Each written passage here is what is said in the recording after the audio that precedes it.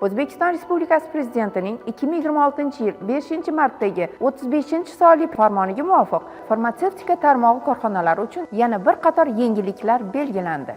2026-yil 1-apreldan boshlab farmatsevtika mahsulotlari, biologik faol qo'shimchalar va kosmetika ishlab chiqaruvchi korxonalarga 2022-yildagi 55-sonli Prezident farmonida nazarda tutilgan bojxona imtiyozlari qo'llaniladi. Bu imtiyozlar uskuna, texnologiya va xomashyo import qilishda korxonalar xarajatlarini kamaytiradi.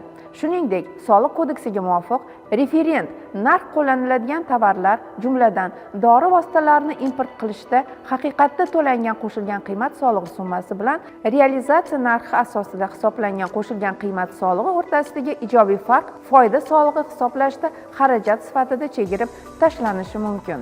Farmon bilan farmatsevtika mahsulotlarining sifati va xavfsizligi bo'yicha yangi talablar ham joriy etildi. 2026-yildan boshlab dori vositalari uchun majburiy raqamli markirovka bosqichma-bosqich joriy qilinadi. Bunda ishlab chiqaruvchilar uchun 2026-yil iyuldan, ulgurji sotuvchilar uchun sentyabrdan, dorixonalar uchun noyabrdan, 2028-yil 1-yanvardan boshlab esa biologik faol qo'shimchalar ishlab chiqarishda HACCP xavf tahlili va nazorat tizimi joriy etilishi shart bo'ladi. Hamda biologik faol qo'shimchalar majburiy raqamli markirovka qilinadi. Ushbu imtiyozlar va yangi talablar farmatsevtika tarmog'iga investitsiyalarni jalb qilish, mahalliy ishlab chiqarishni rivojlantirish va mahsulotlar sifati hamda xavfsizligini ta'minlashga qaratilgan.